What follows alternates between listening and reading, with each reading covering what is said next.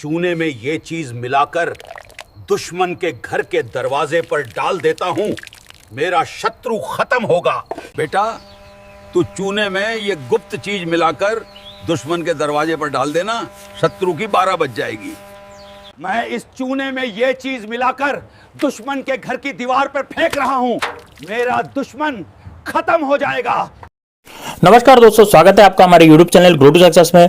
दोस्तों, चूने से आप अपने शत्रु का नाश कर सकते हैं। चूने और राख से आप अपने शत्रु को पूरी तरह से खत्म कर सकते हैं।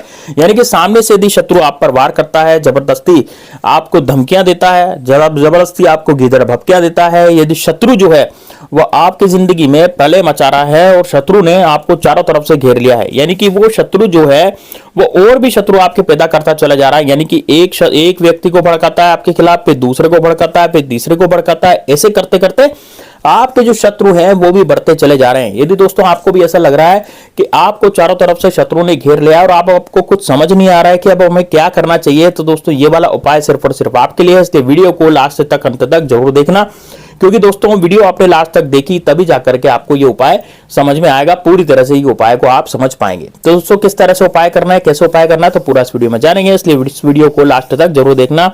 दोस्तों वीडियो को लाइक करते हुए कमेंट बॉक्स में यदि आप महादेव बाबा के भक्त हैं तो कमेंट बॉक्स में हर हर महादेव जरूर लिख दीजिएगा। महादेव बाबा आज पर आशीर्वाद जरूर बनाए रखेंगे, क्योंकि दोस्तों महादेव बाबा जो है वो बड़े कृपालु और दयालु है, वो सब पर अपनी कृपा बरसाते रहते हैं। और यदि आप भगवान श्री राम के भक्त हैं तो दोस्तों भगवान श्री राम भी बड़े दयालु हैं, वो भी आप पर कृपा बरसाएंगे।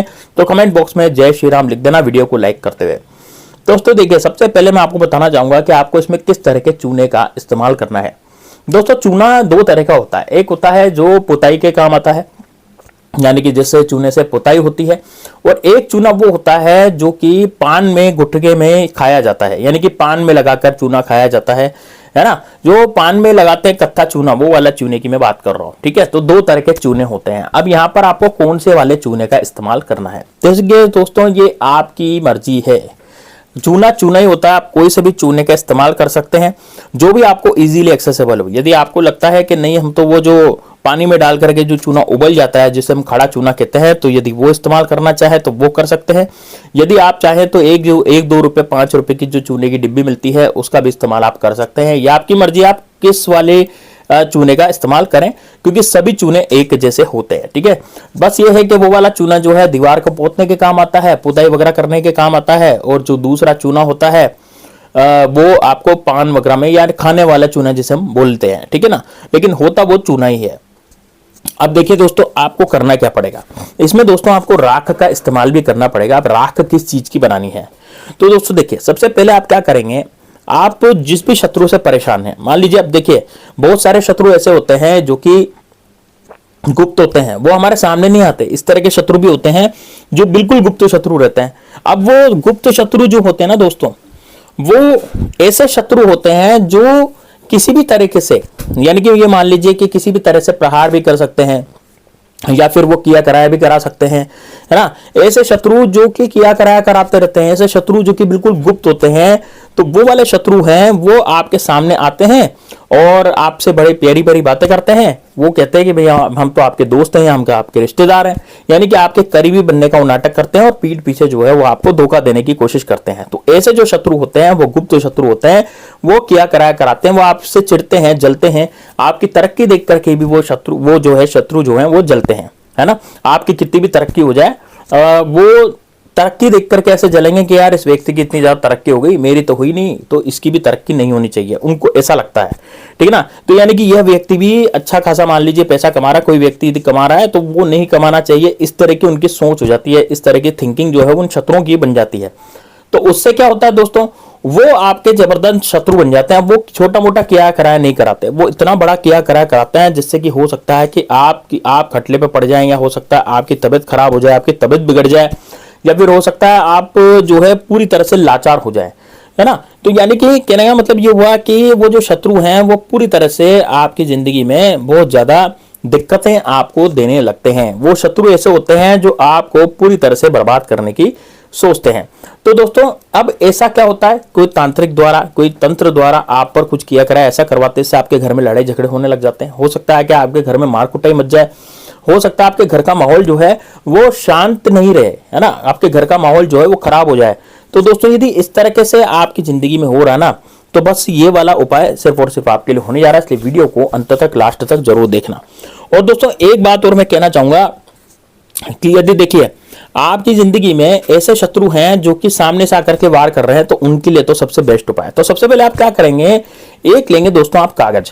अब ये दोस्तों जो कागज लेंगे ना, वो बिल्कुल खाली कागज आपको लेना है। खाली कागज का मतलब क्या हुआ, जिसमें कोई लाइन नहीं होनी चाहिए पहले से खींची हुई, है ना, कोई लाइनिंग पहले से नहीं होनी चाहिए, केवल कोरा या ब्लैंक जो कागज होता है, बिल्कुल काला, बिल्कुल ब्लैंक कागज, है ना, वो बिल्कुल ब्लैंक कागज आपको लेना है।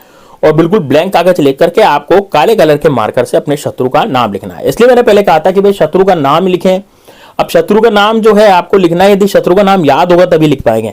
मान लीजिए नाम याद नहीं है आपको, है ना, ऐसे गुप्त शत्रु का थोड़ी पता रहता है हमें कि भाई कौन सा गुप्त शत्रु है, तो आप क्या लिखेंगे, वहां पर केवल शत्रु लिखेंगे।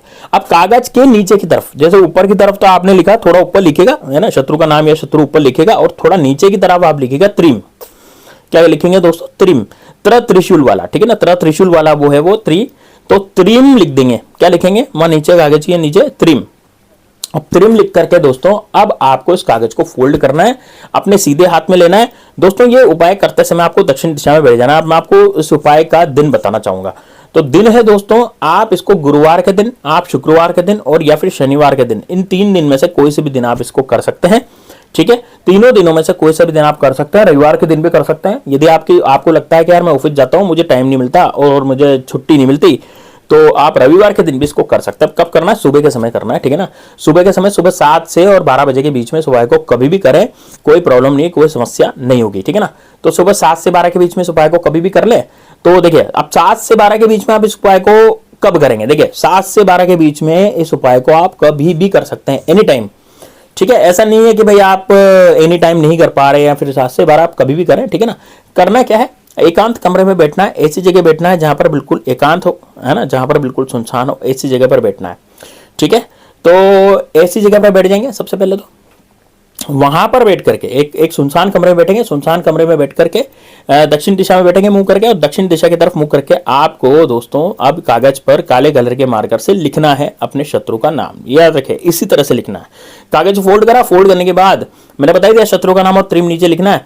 अब इसको फोल्ड करने के बाद, फोल्ड जैसे करेंगे, फोल्ड करने के बाद इसको जला देना है, ठीक है ना, जला देना है। शत्रु का नाम लेकर के अपने सीधे हाथ में लेकर शत्रु का ध्यान करें, और शत्रु का ध्यान करते हुए इस कागज को कपूर की सहायता से जला दें। अब कपूर की सहायता जलने के बाद इसकी राख होगी, ये कागज जल जाएगा, कागज की राख बन जाएगी। अब इस राख को दोस्तों चूने में मिलाएं। चूना कैसा लेना, गीला चूना होता है, ठीक है ना, पानी मिला दो उसमें, पानी मिलाएं चूने में, उसके अंदर वो जो आपकी राख है कागज की वो वाली मिलाएं। अब क्या करेंगे दोस्तों, इस चूने को जाकर के दोस्तों, ये जो चूना हुआ है ना, इसको जाकर के आपको अब दोस्तों बाहर की तरफ, यानी कि आपका जैसे कई शत्रु है, मान लीजिए आप शत्रु का घर जानते हैं, तो उसके घर की चौखट पे डाल दें, है ना। यदि आप जानते हैं कि इसकी दीवार है शत्रु की, तो उस दीवार पे डाल दें, मतलब छिटक दें। नजर चुरा के कैसे भी छिटक दें, उसको पता नहीं लगना चाहिए। मान लीजिए शत्रु की दुकान है, तो सुबह सुबह दुकान थोड़ी खुलती, 7 बजे 6 बजे, 6 बजे 7 बजे जाए, उसकी शटर के आगे डाल दें, दुकान की शटर के आगे, समझ रहे हैं आप, तो वहां पर इसको डाल दें। दोस्तों आपका शत्रु बर्बाद हो जाएगा। आपका शत्रु इस लायक भी नहीं रहेगा कि वह आप पर कुछ किया कराया करवा सके, यानी कि उसकी जिंदगी इतनी खराब हो जाएगी, क्योंकि दोस्तों उस चूने पर उसका पैर पड़ेगा। अब चूना यदि या तो वो मतलब उलांगेगा उसको, है ना, या फिर उसका पैर पड़ेगा, उसको साफ करेगा, भाई कुछ तो करेगा। तो तीनों में से कोई भी काम करेगा, निश्चित रूप से करेगा। तो यदि वो तीनों में से कोई भी काम करता है ना, तो निश्चित रूप से आपका शत्रु जो है पूरी तरह से बर्बाद हो जाता है। अब आप कहेंगे कि गुप्त शत्रु का क्या करना है, क्योंकि गुप्त शत्रु तो हमें पता नहीं रहता कि कौन होते हैं। देखिए गुप्त शत्रु के लिए आप क्या करेंगे, आप दोस्तों दक्षिण दिशा की तरफ मुख करके खड़े होंगे, अपने घर की छत पर खड़े हो जाएं। अब घर की छत पर यदि जगह नहीं है कि भाई छत पे आसपास और भी मकान बने हुए हैं, है ना, दक्षिण दिशा की तरफ एक मकान और बना हुआ है, खाली जगह नहीं है, तो आप क्या करें, घर से बाहर आ जाएं। घर से बाहर आकर के आप दक्षिण दिशा में मुंह करके खड़े हो जाएं, और मुंह करके दक्षिण दिशा की तरफ मुख करके खड़े होने के बाद चूना उस दिशा में फेंक दे, दक्षिण दिशा में, शत्रु का नाम लेते हुए। वो शत्रु यहीं से बैठे बैठे ही वहां पर आप उस शत्रु को निपटा दोगे। तो दोस्तों ये बड़ा जबरदस्त, बड़ा शानदार उपाय है। शत्रु की वाट लगाने का सबसे बेटर और सबसे शानदार सॉल्यूशन, सबसे बढ़िया उपाय आपको मैंने बताया। तो दोस्तों आपको निश्चित रूप से ये वाला उपाय करना है। इस उपाय को करने से आपकी जिंदगी हमेशा हमेशा के लिए खुशहाल हो जाएगी, और दोस्तों आप जो है पूरी तरह से ये मान लीजिए कि अच्छे रह पाएंगे, बढ़िया से जी पाएंगे। तो दोस्तों मिलते हैं नेक्स्ट वीडियो में, तब तक के लिए जय श्री राम, जय बागेश्वर धाम सरकार, हर हर महादेव।